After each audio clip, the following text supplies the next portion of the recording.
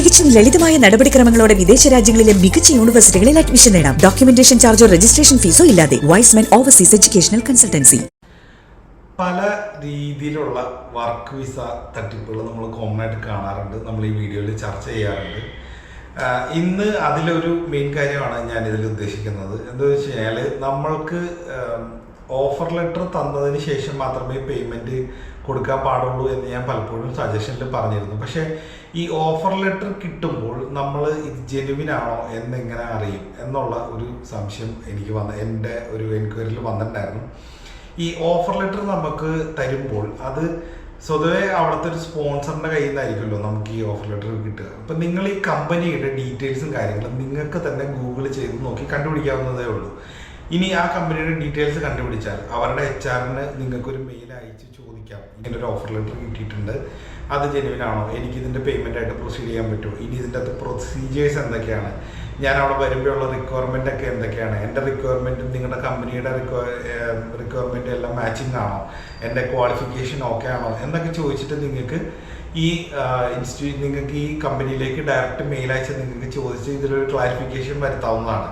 അങ്ങനെ ഒരു ക്ലാരിഫിക്കേഷൻ വന്നതിന് ശേഷം നിങ്ങൾക്ക് ബാക്കിയുള്ള പ്രൊസീഡിംഗ് ആയിട്ട് പോകാം. അതുപോലെ തന്നെ ഈ കമ്പനിയുടെ പേരിൽ ഇതിനു മുമ്പ് എന്തെങ്കിലും ഫ്രോഡ് കേസ് നടന്നിട്ടുണ്ടോ, ഈ കമ്പനിയുടെ പേര് പറഞ്ഞ് മറ്റാരെങ്കിലും തട്ടിപ്പ് നടത്തിയിട്ടുണ്ടോ എന്നൊക്കെ നിങ്ങൾക്ക് ജസ്റ്റ് ഒന്ന് ഗൂഗിൾ ചെയ്ത് നോക്കിയാൽ തന്നെ നിങ്ങൾക്ക് കിട്ടും. അപ്പോൾ ബിവെയർ ഓഫ് ദാറ്റ്, ഇങ്ങനെയുള്ള ഒരുപാട് തട്ടിപ്പുകൾ ഇതിൻ്റെ അകത്ത് നടക്കാറുണ്ട്. ആ തട്ടിപ്പുകളെ നിങ്ങൾക്ക് ഇങ്ങനെ എളുപ്പത്തിൽ കണ്ടുപിടിക്കാൻ പറ്റും.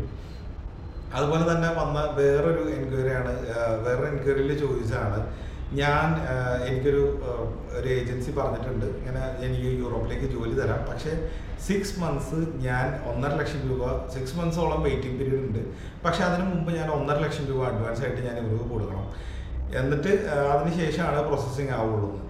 അതിൻ്റെ ലോജിക്ക് എനിക്ക് മനസ്സിലാവുന്നില്ല. കാരണം ഇവർക്ക് ഓൾറെഡി ഡോക്യുമെൻറ്റ്സ് എല്ലാം കിട്ടി, ഇതിലൊരു റിക്വസ്റ്റ് ഇട്ട് വെക്കുന്നതിന് ഈ കൺസൾട്ടൻസിക്ക് ബുദ്ധിമുട്ടില്ല.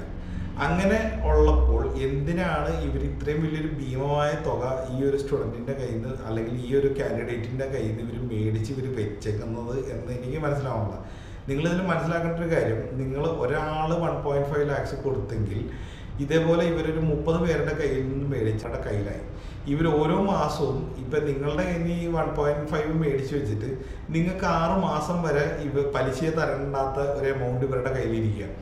ഈ 1.5 ഇവർ റൊട്ടേറ്റ് ചെയ്താൽ പോലും ഇവർക്ക് കോടികളുടെ മറ്റ് ബിസിനസ്സിലേക്ക് ഇറക്കാനുള്ള ഒരു എമൗണ്ടായിട്ട് ഇവർക്കിത് യൂസ് ചെയ്യാം. ഇത് ഞാനൊരു പോസിബിലിറ്റി ആയിട്ട് പറയുകയാണ്, ഇതാണ് നടക്കണമെന്ന് ഞാൻ പറയുകയല്ല. ഇനി അതല്ല, ഈ 1.5 മേടിച്ച് വെച്ചിട്ട് 6 months-ന് ശേഷമല്ലേ നിങ്ങൾ ഇതിൻ്റെ ബാക്കിയുള്ള ഫോളോ അപ്പിന് നിങ്ങൾ പോകാൻ പോകുന്നുള്ളൂ. അപ്പോൾ ഈ 6 months-ന് ശേഷം നിങ്ങൾ ചെല്ലുമ്പോഴേക്കും എത്ര പേരുടെ ഇവർക്കിത് മേടിച്ച് വെച്ചിട്ടുണ്ടാവും.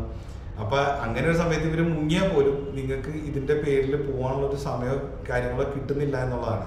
ഇനി ഇത്രയും വലിയ എമൗണ്ട് ചോദിക്കുന്ന മെജോറിറ്റി ഏജൻസീസും ഇപ്പം മിഡിൽ ഈസ്റ്റിലാണ് വർക്ക് ചെയ്യുന്നതെന്നാണ് എനിക്ക് കിട്ടിയ അറിവ്.